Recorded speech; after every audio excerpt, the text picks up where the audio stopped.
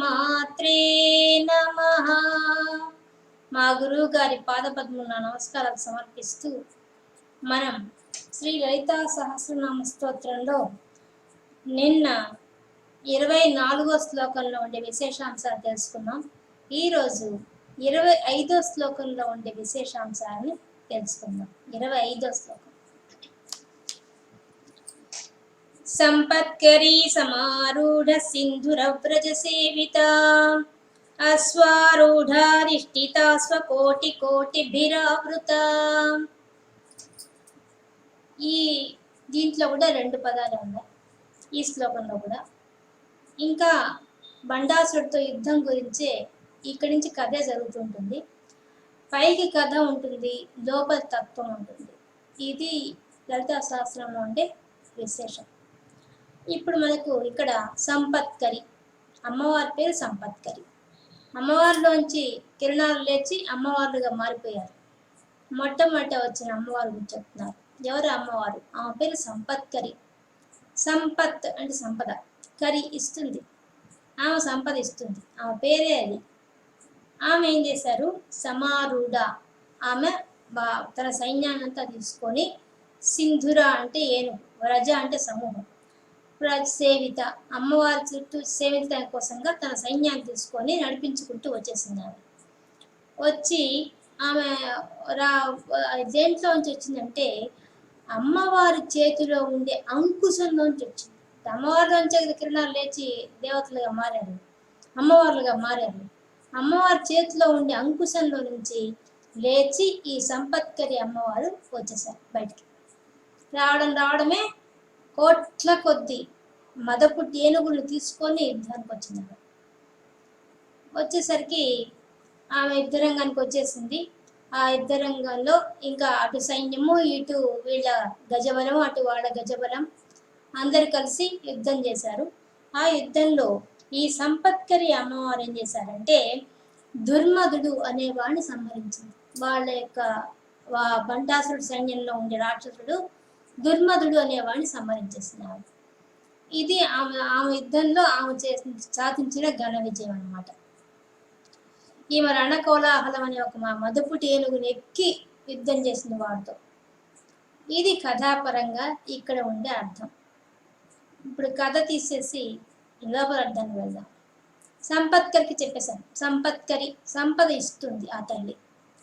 మరి సంపద ఉన్నప్పుడు మానవులు ఏమైపోతాం మనం? మనకు ఏమొస్తుంది? అహంకారం వస్తుంది. మా గాంగ ధనవంతుడి మదం వస్తుంది. మదానికి చిహ్నం, ఐశ్వర్యానికి చిహ్నం ఏనుగుడు. ఆ మదాన్ని అణిచే, ఆ ఐశ్వర్యాన్ని వచ్చినప్పుడు మదం పుడితే ఏనుగుకి వచ్చే మదపుటి ఏనుగు అంటారు. ఆ మదం అణిచేవాడు అణచడానికి కోసం ఏం వాడతారు? అంకుశం వాడతారు. కాబట్టి అంకుశం నుంచే ఈ అమ్మవారు వచ్చారు. ఎంత బాగా కథ చెప్తున్నాడు, లోపల తత్వం చెప్తున్నాడు. ఎంత బాగా వసిన్యాద్య దర్శించారో అమ్మవారిని ఇట్లా రచించుతున్నారు చూడండి. కాబట్టి ఏం చేశారు? ఆ సంపద వచ్చినప్పుడు మనిషికి మదం వస్తుంది. ఆ మదం రాకుండా శక్తి ఈ అమ్మవారికి ఉంది. మనకు డబ్బు సంపాదించవచ్చు, కానీ దాన్ని సరైన మార్గంలో పెట్టుకోవాల్సిన శక్తి రావాలి. ధారాళంగా ఖర్చు పెట్టకూడదు, అట్లని పిసినార్తనంగా కూడా ఉండకూడదు. సమానంగా అనుభవించాలి జీవితాన్ని. కానీ ఐశ్వర్యం రాగానే అందరూ మారిపోతారు. మా గాంగ ఐశ్వర్యం పట్టిందని గర్వం వస్తుంది, మదం పడుతుంది. ఆ మదం పోగొట్టే అమ్మవారే ఈ అమ్మవారు, ఈ సంపత్కరి అమ్మవారు. ఈ అమ్మవారిని మనం పట్టుకున్నట్టయితే మనకు సంపద వస్తుంది. వచ్చిన సంపద నిలబెట్టుకొని ఉంచుకొని అంత భాగ్యం కలుగుతుంది. ఒకవేళ ఉన్న సంపద పోయినా కూడా ఆమె తిరిగి ఇచ్చేంత శక్తి ఆమెకుంది. అంతేకాదు, మనకు ఆ మదం పట్టకుండా చేయగల శక్తి కూడా ఈ అమ్మవారికి. ఇది గొప్ప విషయం. అది ఆ అమ్మవారి నుంచి వచ్చిన అమ్మవారిలో ఎంత శక్తి ఉంచాలంటే, అంటే ఈ పదం చదువుకుంటే మనకు వచ్చే ఫలితం అది. ఐశ్వర్యం రావడం ఒక ఎత్తు, వచ్చిన దాంతో మనకు మదం ఎక్కకుండా ఉండడం రెండో ఎత్తు. ఈ రెండు చాలా కష్టమైనవి. ఇది ఈ పదంలో ఉండే అంతరార్థం అది. కాబట్టి మనకు ఐశ్వర్యం వచ్చినప్పుడు మనం మదం పట్టకూడదు, మనం అహంకరించకూడదు. అహంకరిస్తే మాత్రం అంటడానికి అమ్మవారు సంపత్కరి అమ్మవారిని ఉపయోగిస్తారు. అది కూడా మనం గుర్తుపెట్టుకోవాలి. ఇంకా అశ్వారూఢ, ఇంకా తర్వాత అమ్మవారి యొక్క పాశంలో నుంచి అశ్వారూఢ వచ్చింది. అశ్వం అంటే గుర్రం, గుర్రం ఎక్కువ వచ్చేసింది. వచ్చి ఎట్లా వచ్చింది? అశ్వారూఢాధిష్ఠిత కోటి కోటి విరావృత, కోట్ల కొద్ది గుర్రాలను తీసుకుని వచ్చేసింది. ఆ గుర్రాల మీద కోట్ల మంది అమ్మవార్లు వచ్చారు. ఆమె సైన్యం అంతమంది వచ్చి ఆవృత లలిత అమ్మవారు చుట్టూ వచ్చేసారు. వచ్చి మేము యుద్ధానికి సిద్ధంగా ఉన్నాం అంటూ వచ్చేసారు వాళ్ళు. ఇంకా బండాసుడు తట్టు ఉండే ఆ గుర్రాలతో ఉండే ఆ సైన్యము, ఇటుపక్క అమ్మవారి దగ్గర ఉండే ఈ గుర్రాల సైన్యం పోయి యుద్ధం చేశారు. ఆ యుద్ధంలో ఈమె అపరాజిత అనే గుర్రం ఎక్కి పోయి యుద్ధం చేసింది. చేసి అక్కడ కురుండు అనే రాక్షసుడిని ఆమె సంహరించింది. ఆ విధంగా ఆమె విజయం సాధించింది. అమ్మవారికి విజయం సాధించి పెట్టింది, ఆమె సహకరించింది ఆ యుద్ధంలో. కాబట్టి ఇప్పుడు పైన చెప్పిన అర్థం ఏంది? అశ్వాలు చాలా కోట్ల కొద్ది అశ్వాలు వచ్చేసాయని, ఆ అశ్వాల మీదంతా అమ్మవార్లే వచ్చారు. కానీ నాయకురాలు ఎవరంటే ఈమె అశ్వారూఢ, అమ్మవారి పేరు అశ్వారూఢ. నాయకురాలుగా ఉన్న అమ్మవారు మొట్టమొదటి ఎక్కడి నుంచి వచ్చారు? అమ్మవారి యొక్క పాసం నుంచి వచ్చారు. వచ్చి ఆమె కాస్త అంతమంది దేవతల్ని అన్ని గుర్రాలను తీసుకొని వచ్చి యుద్ధానికి వచ్చి సహకరించి ఆ యుద్ధంలో విజయం సాధించింది ఆమె. అంటే తన అశ్వబలంతో అవతల వాళ్ళ అశ్వబలాన్ని ఓడించేసింది. ఆమె అంత గజబలంతో అవతల వాళ్ళ గజబలాన్ని ఓడించేసింది. అంటే బండాసుడి యొక్క సైన్యాన్ని ఓడించేసారు. ఇది పైన కథ ప్రకారంగా అర్థం. మరి పాశం ఎవరికి వేస్తారు? పాశం ఎవరికి వాడబడుతున్నది? గుర్రానికి వేయబడుతుంది. మరి గుర్రం అంటే కోరికలే గుర్రాలు, మనలో ఉండేవే. మన కోరికలు ఎక్కడి నుంచి వస్తాయి? ఇంద్రియాల వల్ల వస్తాయి. కళ్ళు చూసినవన్నీ అడుగుతాయి, చెవులు విన్నవన్నీ కావాలంటాయి. నాలిక ఇంకా చెప్పనే వల్ల ఎన్ని రుచులు కావాలో అన్ని రుచులు అడుగుతుంది. మనకున్న జ్ఞానేంద్రియాలు కర్మేంద్రియాలతో మనం ఎన్నో కోరికలు కోరుతుంటాం.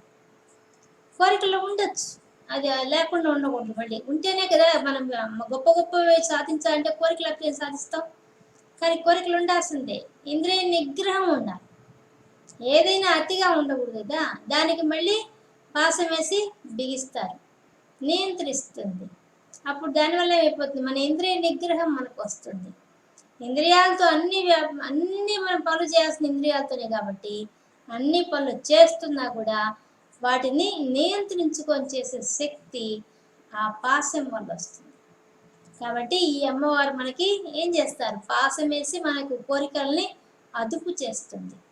అదుపు చేయడమే కాదు, మనకు ఎంతవరకు అవసరమో అంతవరకు ఆ శక్తి ఉపయోగించుకునేదానికి కూడా, ఎంతవరకు కోరిక అవసరమో, ఎంతవరకు ఇంద్రియాల యొక్క నిగ్రహం అవసరమో అంతవరకు చేసేటట్టుగా కూడా ఆమె అనుగ్రహిస్తారు. చూడండి ఎంత గొప్ప విషయమో ఇది. పైన అర్థమేమో పదాలకి యుద్ధం గురించి చెప్తున్నట్టుంది, లోపల చూస్తే మన గురించి, మన తత్వం గురించి చెప్తుంది. ఇప్పుడు బండాసురుడి అతని పేరు దగ్గర నుంచి అన్ని అంతరార్థాలు, పైకి అర్థం అంతా కథ, లోపలంతా నిగూఢంగా రహస్యం కూర్చోంది. కాబట్టి ఇప్పుడు మనల్ని జయించలేకపోయినా, ఇంద్రియాలను జయించలేకపోయినా అమ్మవారిని పట్టుకుంటే ఇంకా ఇంద్రియ నిగ్రహంతో మనం ఏం సాధించవచ్చు? అమ్మవారిని ప్రత్యక్షం కూడా చేసుకోవచ్చు. ఆ ఇంద్రియ నిగ్రహం సాధించడం చాలా కష్టం. అసలు మనం అన్ని నియమాలు పాటించలేము.